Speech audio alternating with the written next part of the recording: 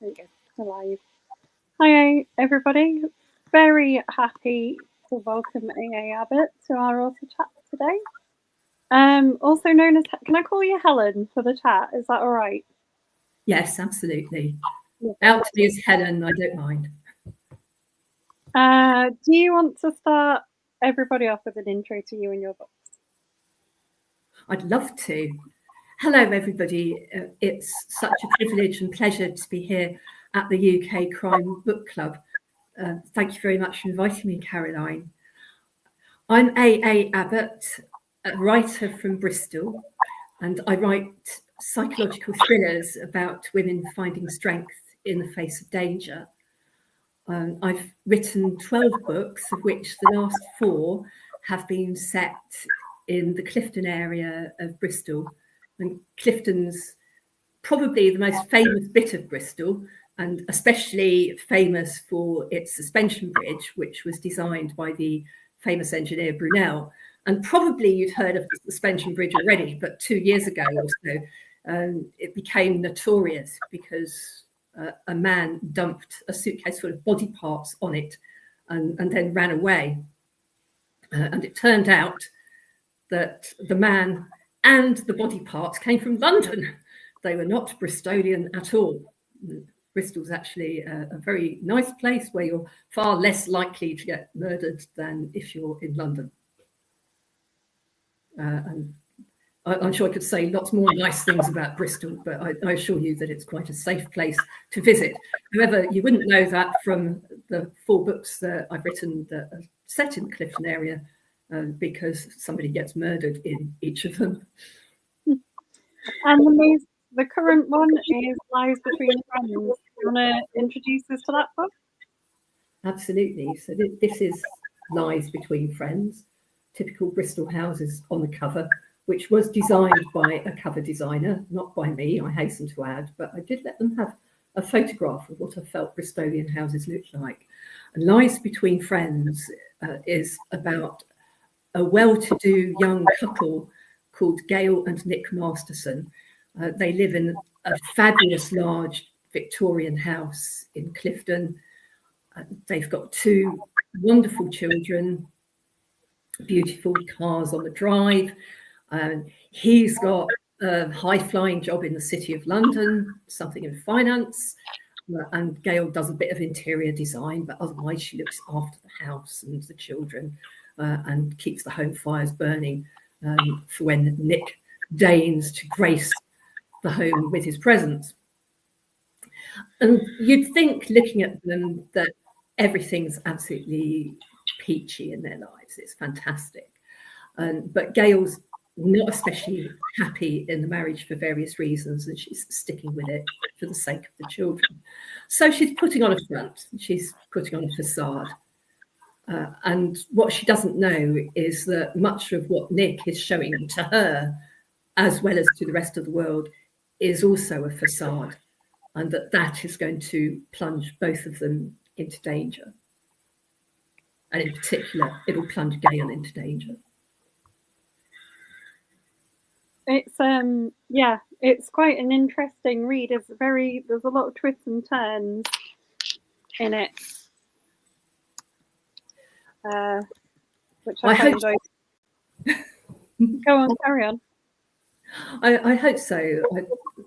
I've wanted to keep you guessing at some point, and to be fair, because the book is told from multiple points of view, as the reader, you do know more about what's going on than Gail.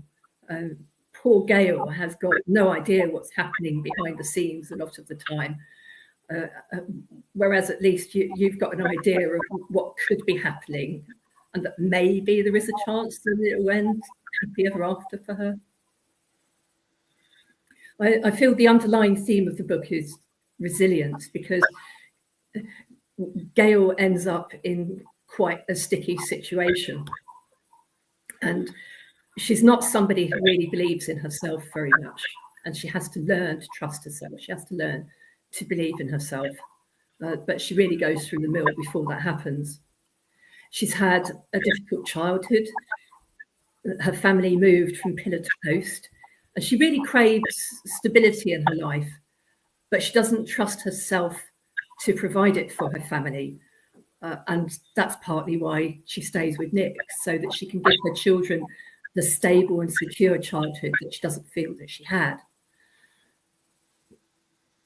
Unfortunately, Nick has been damaged by his childhood as well, and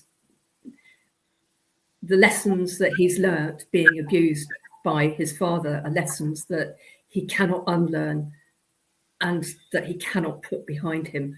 So he's quite a highly strung character who's extremely difficult. And I think that's being kind to him, quite frankly. I think you're right. Let's talk about the area of Bristol it's set in as well, because it's not an area I know. I think I've been in Bristol maybe twice. Okay. Ever. Is it because you've chosen to set the last 4 novels in that area? Why have you chosen that particularly? To be frank, it's because it's easy for me, because I live there, so it's really easy to research. In the past, I've written about London and Birmingham as well, and at that time, although I lived in Bristol, I had lived both in the London area and in Birmingham previously, and I still travelled back to them quite a lot. And then 5 years ago, none of us could travel anywhere at all. And so after that, I just began to write books set in Bristol, because it was quite easy to go out for a walk and suss out where, what the setting was like, and where the landmarks were, and if you stood on the suspension bridge, would you be able to see a fight to the death taking place on the path that zigzags below it? To which the answer is yes, by the way. You would. I was able to prove that. In one of my books, not Lies Between Friends, but an earlier book called Lies at Her Door, there's a crucial scene where a couple are fighting, and one intends to kill the other, and they're on a path which zigzags down the side of the Avon Gorge. The Avon Gorge being almost like a very steep cliff that falls from the settlement of Clifton right down to the River Avon beneath it, maybe a couple of 100 feet, and the suspension bridge, which soars over Avon Gorge, has got a view over this zigzag path. But there's a lot of vegetation, there are a lot of trees around it. And there's a particular point where the railings on the zigzag path were broken. They still are. Quite often walk down there. And I went and tied a very bright scarf to the kind of end of the railings, and then went up on the suspension bridge to see if it was possible to see it from and it was. So I knew that anyone standing at that particular point on the suspension bridge would know if people were having a fight on the zigzag below. And that ends up being crucial to the plot. So that was a long-winded way of saying, did it because it's easy. But a second objective, I suppose, was to write about a place that people are interested in. And I think Clifton, because it's a really nice area with its famous bridge and its famous Georgian houses, is the kind of place that is interesting. A lot of people have got a soft spot for Bristol. And if they've been drinking in Clifton, particularly at the Coronation Tap cider pub, they've got a bit of a soft spot for Clifton as well. We've got some hellos. So Donna said hello, but she's having a bit of a nightmare trying to get home.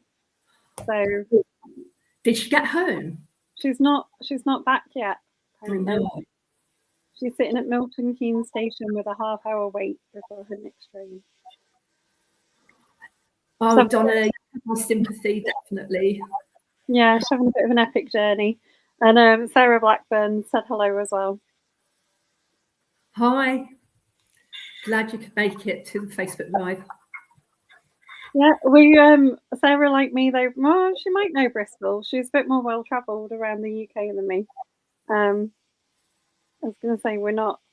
I know where Sarah lives, and it's not too far from where I am, which is the opposite end of the country from you. Well, Donna has definitely been to Bristol because I've met Donna in Bristol at Crime Fest. Yeah, you used to have a really big crime festival. The last one was this year, wasn't it? Yes. Now, apparently, they told us at the time that they've managed to sell the brand and the concept to a TV company in the Midlands. So everyone hopes that it will continue, but we do not know. It would be nice to see it back in Bristol again. But then one of the nice things about the literary world is that there are literary festivals all over the place and crime festivals popping up all over the place. So even if Crime Fest doesn't return to Bristol, there will still be festivals around and we can still get that Crime Fest vibe elsewhere. I think there's a lot of crime writers in that region as well where you are, isn't there? Like I'm thinking Bristol, like Brighton's not too far away, right? And that's got like quite a lot of crime writers and things around it as well. There definitely are plenty of crime writers around. Donna says to her shame the few times she's been to Bristol, she's never made it to the bridge. There's always next time, Donna. It's an interesting bridge. You can see where he left the suitcase. Well, I mean, that's what so. I mean, you were talking about that. Obviously, your books are very sort of contained in a small group of people. But what gives you the inspiration for the stories? Because the one Lives Between Friends is quite interesting. What inspired it? Different things inspire different books, and that's why it's quite difficult to answer. With Lives Between Friends, it started life as something completely different because it usually takes me about a year to write a book. This one proved to be no exception to that. But obviously, every new year we make some resolutions, don't we? And one of my resolutions was to write a book faster. And I signed up for the AutoCrit Fiction Forge. I think it cost something like $50, and the promise was working with us with these online classes, you will write a book in 60 days. I didn't write a book in 60 days, but I ended up with some quite interesting characters. And when I started really sitting down and getting to know the characters and thinking about them, I realised that whatever vague idea of a plot I had was not going to work, but that they would go away with something different. And I realised Nick was a fraudster. I think I can give that away without saying too much of a spoiler. I began to realise just what a bad person Nick was and how difficult things were for his wife, and the story just developed from there. Does that make sense to you? I'm sure everybody tells you completely different things when you ask what inspired you. It can be completely random things for me. It could be dreams. It can be newspaper articles. It can be an idea that just comes out of nowhere. No, it does make sense. And I mean, you set up Nick you're not giving away anything when you say Nick's not a particularly pleasant man, because we get that in the opening, like, few scenes, don't we, where they're in a posh hotel and Nick's waiting for a helicopter to come and collect him, and he's just, he's unpleasant in like about 3 or 4 paragraphs. Yeah, I could do some readings from the book if you like, but that's kind of up to you whether you would like a short reading or not. We don't generally do readings. Okay. When we do our chats, but I'll see if I can find a killer sentence about Nick. Well, while you're looking, I'll tell you the other comments we've had. So Sarah says the last visit to Bristol was Portishead Beach. And Donna doesn't believe in resolutions. Very sensible, Donna, because resolutions are mostly made to be broken. I'm really on it. But then I hate New Year. The whole time around New Year is not my favourite time of the year. So I don't go into making resolutions. I don't celebrate it. Yeah, I get that. I think studies show that if you make your resolutions halfway through January, you're more likely to stick with them than if you do them in a haze of alcohol or hangover or whatever right at the beginning of the year. And I'm going to try that in 2026 because I've signed up for a goal-setting workshop halfway through January. But although I realise that resolutions are made to be broken, I do set goals every year. And I don't hit my targets, but because I've got goals, I do aim for them. And I think that enables me to do more. I'm more productive because I'm trying to hit some kind of target, even if I don't actually hit the bullseye myself. So, for example, usually every year I set the goal of writing 2 books, and I never do, but I always manage to write one. And I think if I didn't set myself a goal at all, I'd probably just kind of doss around most of the time, because I really, really like dossing around and just having a cup of coffee. It helps with research, of course. What does people. Sorry, Kaz. How long does it take you to write a book? It really depends, but it can take me around a year to do it. I mean, when you think about it, with this one, I started at the beginning of January and now it's out. I'll just show it to everybody again, Lies Between Friends. So that has taken me 10 months to get it out. It's quite a serious endeavour. In the past, I used to be quicker because when I started writing, I published my first book in 2013.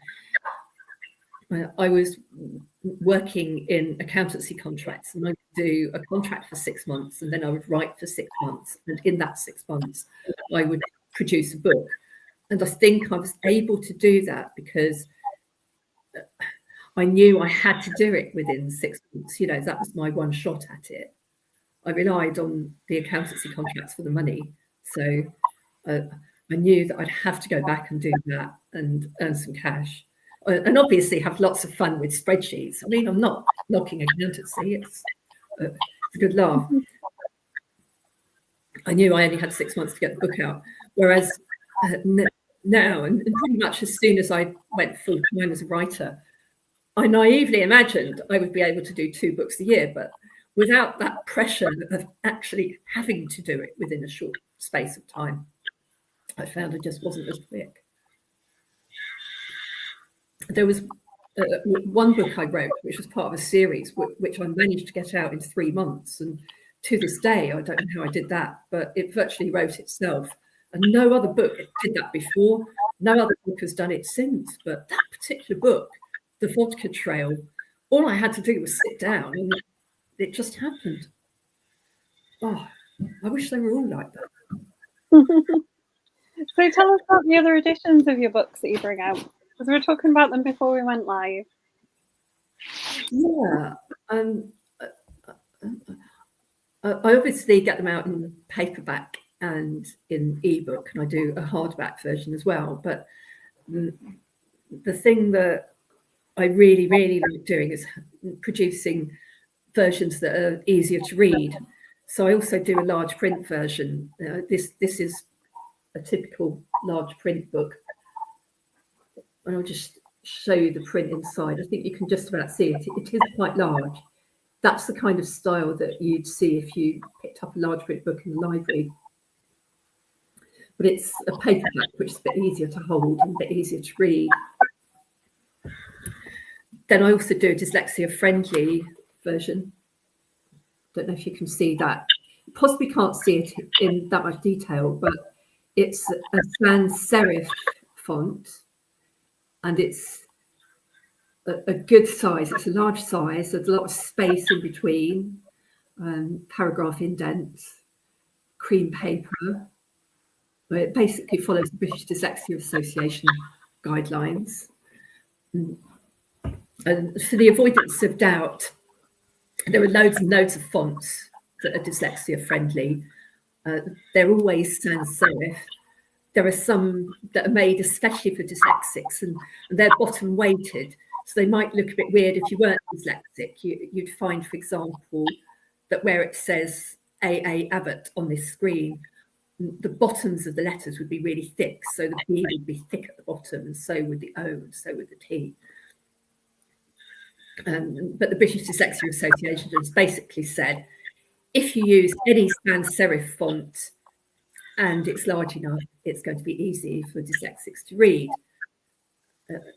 The font that I use, Lexend, has been specially developed to look like a normal sans serif font, but to be exceptionally easy to process. Just down to the way that the letters are produced. And what's really good about Lexend is that it's not just great for dyslexics to read, but it would be great for anybody. They did studies on it, academic studies, which showed that students who read papers in Lexend would read quicker and process the information more accurately than if it was using a font like Times New Roman. So it's a really, really good thing. Donna is asking if you have a separate ISBN for those. Yes, yeah, you need a separate ISBN because they're a different edition. See, you learn something new every day. I didn't know you needed a new ISBN for every edition. Bet you didn't know about Lexend either. Well, you see, I'm a teacher, so I spend a lot of time working with people with special needs and things. How wonderful it is. Oh, have we frozen?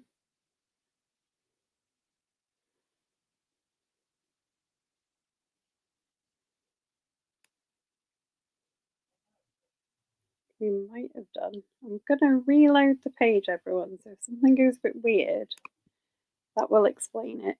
But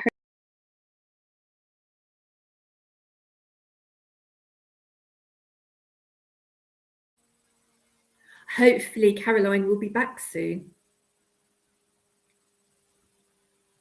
And while she's not here... I am here. I was just bringing you back because you'd frozen. Thank you. I was going to tell them all about Lexend. Let's draw a veil over that. I could say a bit more about Lives Between Friends if you like. Yeah, come on.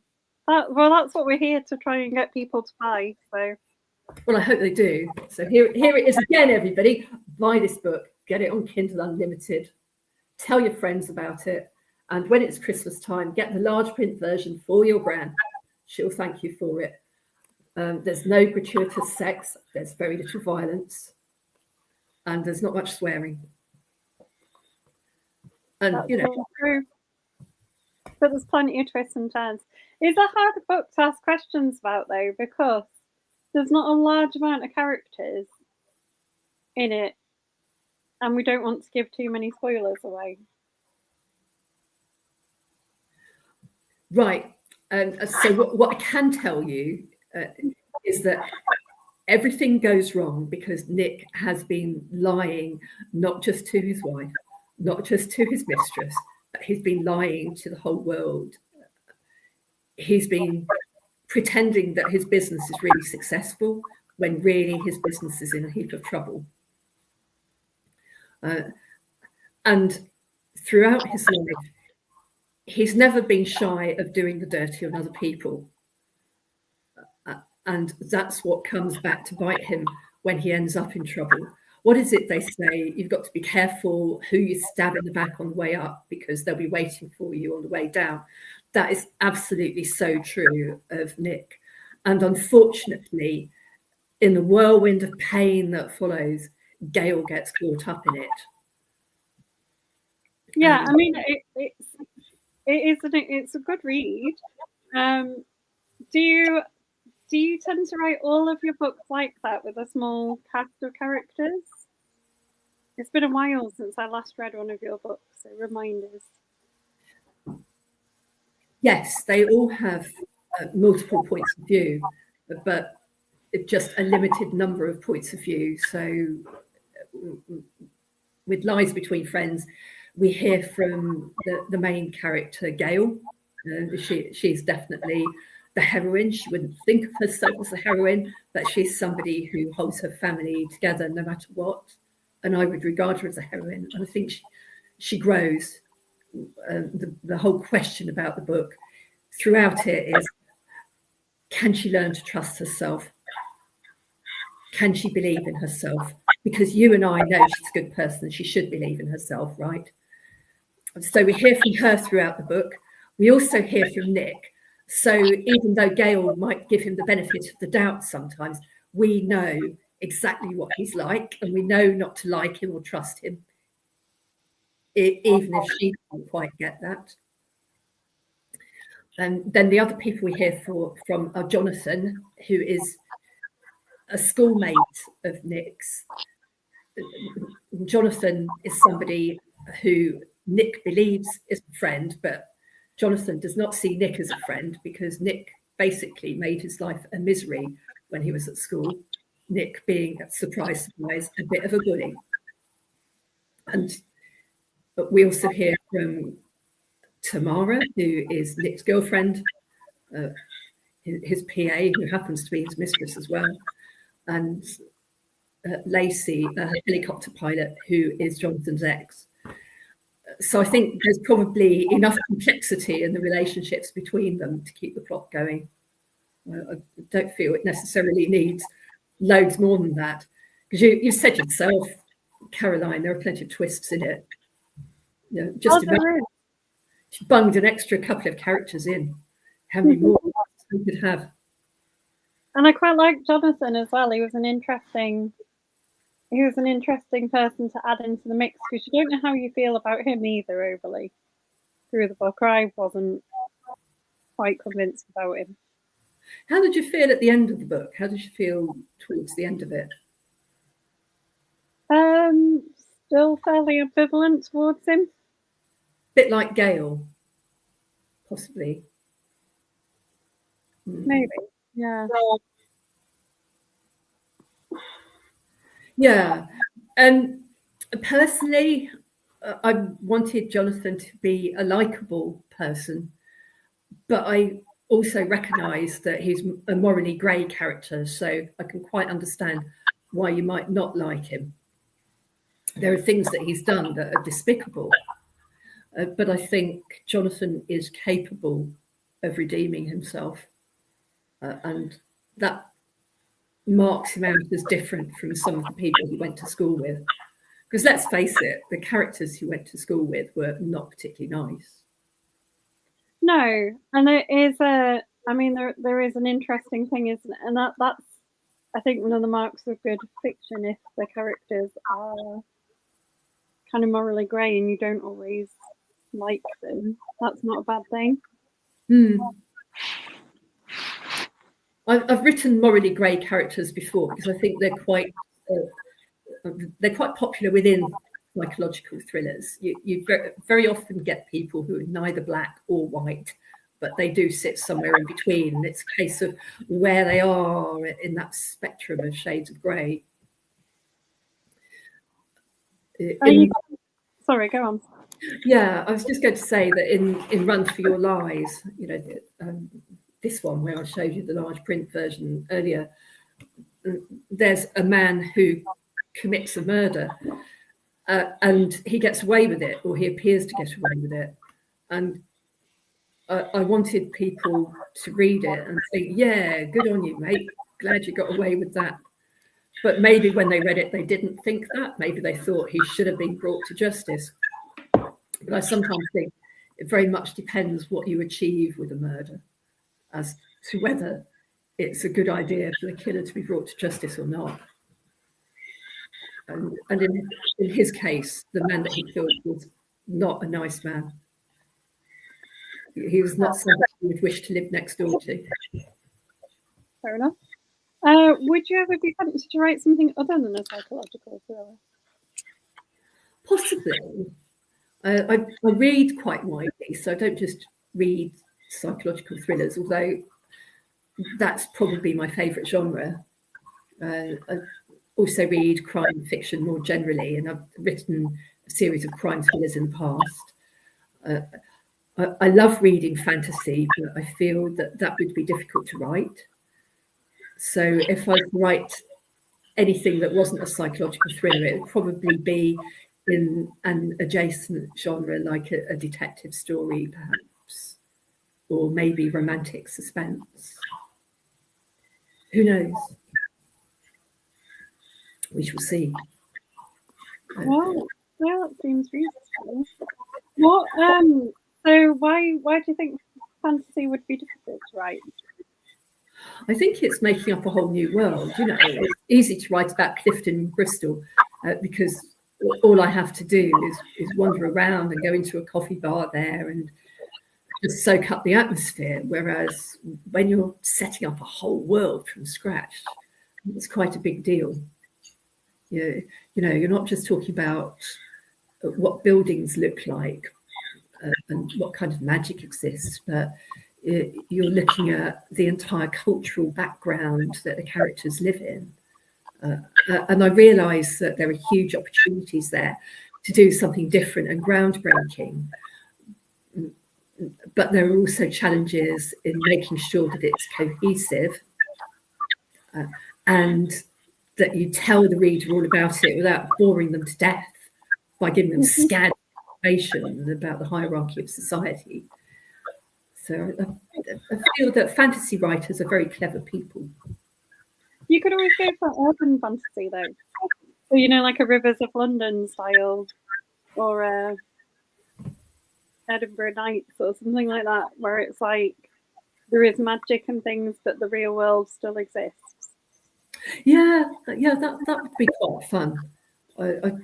I've written the odd short story along those lines. I had a short story called First Blood, published in the Bristol Fiction Writers Group's first anthology, and that was kind of like that. It was about a werefox. Again, that was set in Clifton. It started at the cider pub, the Coronation Tap, and then it moved to the area over the suspension bridge. So I think it all happened in the space of about 100 yards. Yeah. But it was quite a cool short story. So yes, that's a good idea. How would you have felt if Lies Between Friends had actually featured magic and Gail had turned out to have secret witchy powers and had been able to get rid of all her problems by slipping Nick a potion? Honestly, I'd have loved it. But then I'm a really big fan of like fantasy and urban fantasy books and things. So you'd have been preaching to like the things that I like. Sorry, I'm looking at my TBR pile, and as well as crime, it's full of things like sci-fi and fantasy and things like that. So yeah, down for a witchy book. Oh, okay. Maybe next time. In fact, my follow-up question was going to be, when you said you liked fantasy, what fantasy authors did you like to read? I really like Guy Gavriel Kay. I don't know if I've pronounced that correctly. The Canadian writer. I've got quite a soft spot for Canadian writers generally, actually. In the psychological thriller space, I like Linwood Barclay. He's one of my favourites. And I think what sets both of those writers apart from others, even though they write different genres, they both are very good at making you care about their characters. And obviously that's something that I try to do as well. I hope that people who read Lies Between Friends like Gail and care about what happens to her, even if they don't necessarily care about what happens to Jonathan and Nick. Well, I think even if you don't like someone, you kind of care about what happens. Like, you want to see them get their comeuppance, or you want to see how things turn out for them, don't you? Like, I must admit, I do like a horrible ending for the bad guys and a happy ending for the good guys. I think it's nice that crime fiction can deliver that. That's what it's all about, isn't it? It's about good triumphing over evil. In real life, sometimes it doesn't, and that annoys us. But in fiction, we can make sure that it does. And I feel that goes really nicely into a question Donna's asked. She said, do you write your own anger about the world or fear into your books, or try and avoid it? I think inevitably my own views are going to slip into a book, but I don't aim to get up on the soapbox. Which, I mean, must be hard to avoid, especially when you're writing in an area that's very familiar to you, like the area of Bristol, that is. Like, you know, you're setting it kind of in your hometown. It must be hard to avoid some things that you know or think about. Or oh, for sure, but I don't have to preach to people about them. I think I can slip social issues into my books and do it in such a way that readers can make up their own minds. So, for example, in Run for Your Lies, I had a couple of young people in that book who couldn't afford to rent somewhere in Bristol. And that's a big deal in Bristol. It's about the most expensive place to live outside of London. And there's a big issue at the moment with people not being able to afford to rent places and ending up living in caravans and mobile homes and vans. And in Run for Your Lives, these characters try living in a van and they don't like it. So they end up effectively squatting somewhere.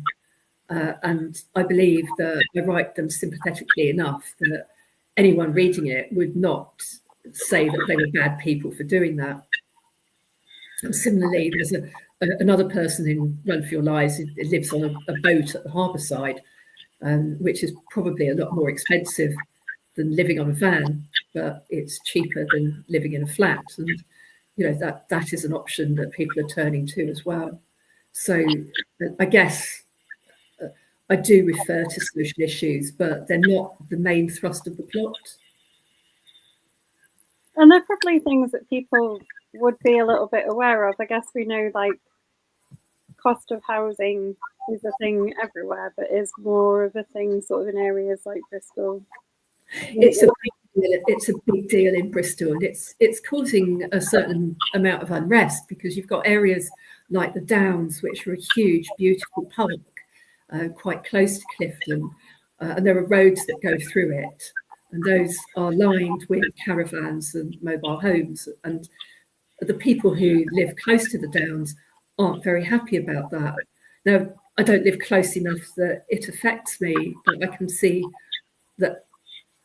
why both sides have got issues, and it saddens me that it has caused a degree of tension. And that has purely come about because there are people, working people, who are finding it impossible to rent somewhere to live, so they're forced to live in different ways. And it's strange to see that in the middle of a city. And as I say, in Run for Your Lies, the characters try living in a van, but they really, really, really don't like it. And then they discover, they get the opportunity to live in a flat that's being done up. So one of them works as a builder, and he works for a company who've been employed to do up this flat, and he's able to get the keys to it. So he and his sister are able to actually sleep in a house and have a roof over their heads, but they're not really supposed to be there. And that, while it ultimately causes problems for them, ultimately ends up with a good resolution for them as well. Well, you said that you like your books to end up with a good resolution. Yeah, I think you guessed from that these young people are people that I really liked, and I was rooting for them, and I hope readers were rooting for them. But, you know, they had their problems as well. They'd done things that they shouldn't have done. And squatting in the flat was not all of that. There were other things that they'd done as well. So I kind of hoped that people would think, well, yeah, they're not perfect, but they deserve a bit of a break. And similarly, in the property where they're squatting, it's a flat in a block where somebody else is living, somebody else with quite a troubled past, and they end up having a kind of uneasy friendship with her. She doesn't really trust them, and they don't really trust her. But ultimately, it's because they know each other that they are each able to solve each other's problems. So I felt it was nice that people who were downtrodden and deserved a break finally got one. In fiction, if not in real life, at least in my book. Fair enough. Tell us what you've read recently and really enjoyed. At the moment, I'm actually reading a ghost story by Linwood Barclay. It's called Whistle, and I think it's about a haunted train set. But with Linwood Barclay, you can never be quite sure what the book is about until you get right to the end of it. So we shall see. I'm really, really enjoying that. And I've recently enjoyed a couple of books by Lisa Jewell as well. I tend to pick them up when they're on special offer. Makes sense. Yeah. I'm always looking out for any bargain alerts in your group. Well, we get quite a lot of those posted in the group. Are you a kind of one book at a time person or multiple books? I'm usually one book at a time, but I am dipping into 2 books at the moment. There's the Linwood Barclay book I mentioned, and there's Murder at the Monastery by Richard Coles. I'm reading that as well. That was another bargain. Can't resist a bargain. No, there you go. No, but I'm a bit of a sucker for the Kindle, like daily deals and things, picking up the odd book for 99p. Yeah, I'm taking part in a promotion next week, but I'm not supposed to tell anybody about it until next week, I think. But I hope I'll have the opportunity to post about it in the group at that time, because there are a load of books that are going to be available for free on the Kindle next week. Oh, nice. Well, ping us a message and I'll use post. Next Wednesday. Wednesday is the day. I'll let you know. Cool. No, that's good. Yeah, just say you've already got my permission. You don't need to remind me about it. It's Wednesday. Just post the offer. I'll tell the admin team that it's coming. Okay. If anyone complains about it, I'll tell them that they should have been watching the Facebook Live. Okay? Yeah, do that. We'll just say I've approved it. Okay. That'll be fine. Does that always work? Have you got a good memory? So if I laughed and said, "Oh, Caroline approved the post," when you hadn't, would you know? I think you would know. I think you've actually got a very good memory. I've got a fairly decent memory. Okay. Yeah, I would work it out. Yeah, eventually. Might take me a while, but I won't do that then. I will never take that risk. But I will remember this one. Fantastic. Good. Yeah, stay tuned for next Wednesday. Load your Kindle. Yeah, well, I'm busy on Wednesday, Saturday, so that's Wednesday I'll remember for this. But right, so we've done that. Well, would you make a graphic novel version of one of your books? That would be quite fun, wouldn't it? I think I'd like to make a graphic novel version of Lies Between Friends, because there's some quite interesting settings in it. It's mostly set in Clifton with its nice bridge. That would look quite good, wouldn't it, as an illustration? But then there's also the City of London, so you could see Nick in his office with the gherkin looming and glittering in the background. There's a Scottish island with some scary birds. There's another little seaside scene involving ice cream. Yeah, I think that would look good. I think it would. It'd be really good. Sam likes to ask this question: if Netflix came calling to adapt Lies Between Friends, what character would you want to play? Right. Well, they better hurry up, hadn't they? I hope they beat to the door soon. what character would I want to play? Let's face it, all the characters in the book are young. You know, pull the other one, Caroline. Would you want to make an appearance though? Would you want to do like an Alfred Hitchcock and make a cameo? Yeah, I could be the demented old mum. I think I could do the scary old mum quite well. Oh, that's mean. You could just be like a lady walking past or in a bar or... I could be. I have been on Netflix before, actually. I've done a couple of stints as a screen extra. Have you? Yeah. And I have actually been that person walking past, because you're right, that's all that you are when you're an extra. And obviously I wasn't that great a person at walking past, because they had to do multiple takes every time I did it.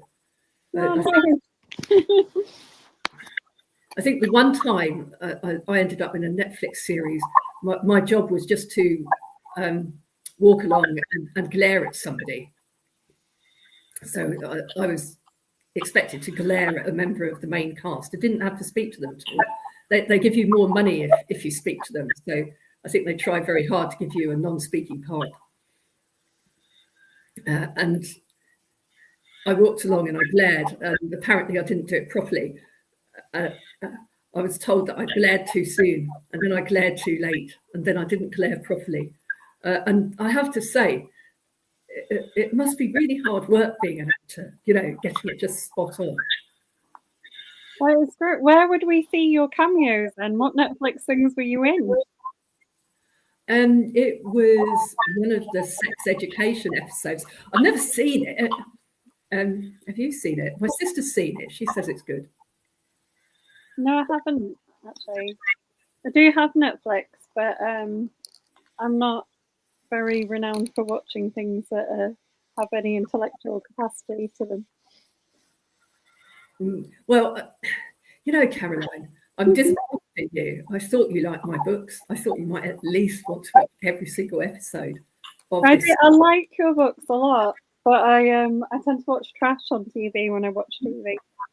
I don't watch it very often, but if I do, I just watch like nonsense.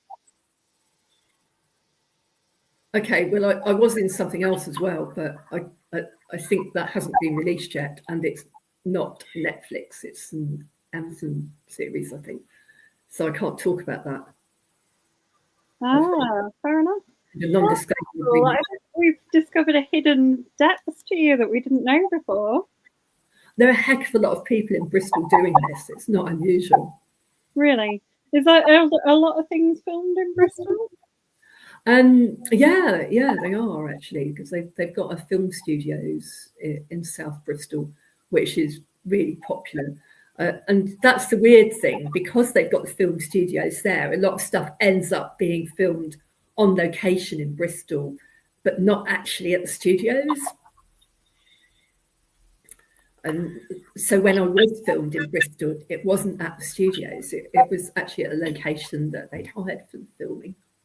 It's quite a fun thing to do, because, you know, most of the time I'm sitting at a keyboard by myself.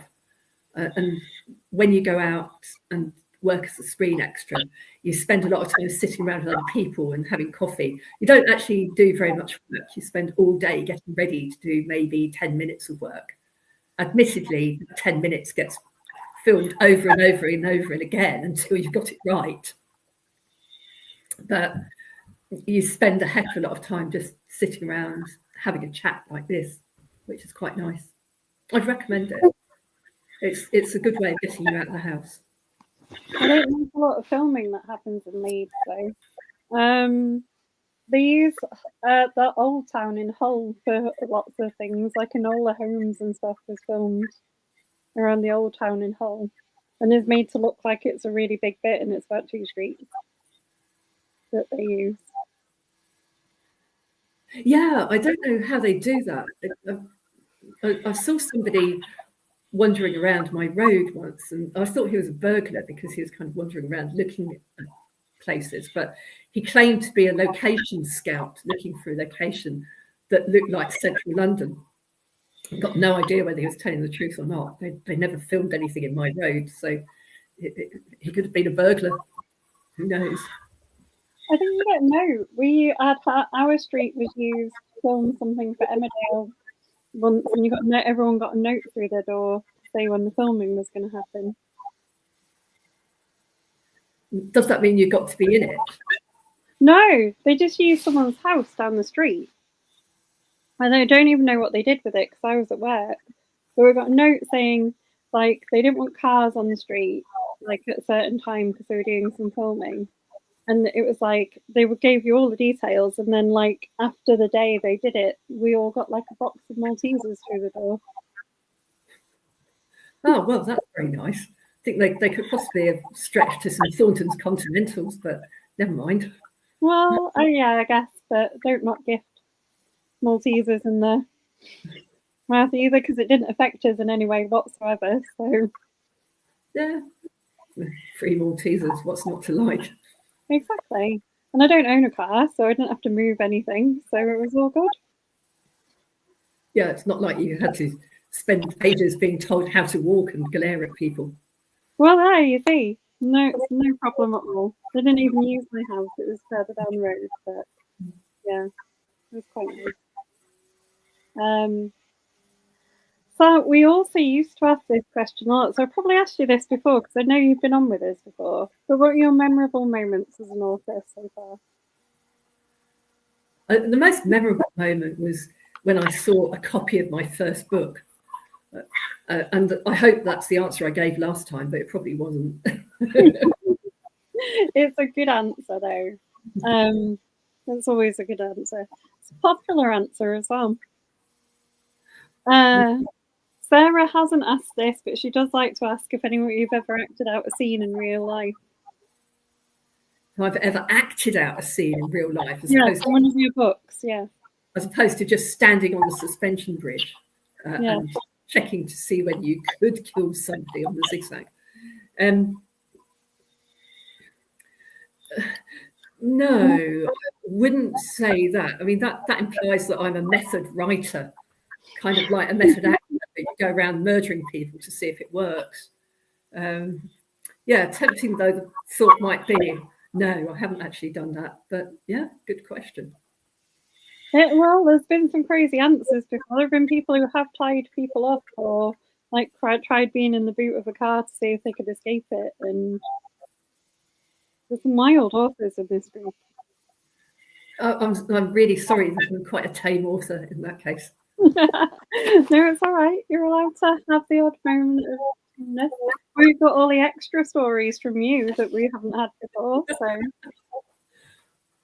And I've got a good imagination, let's face it.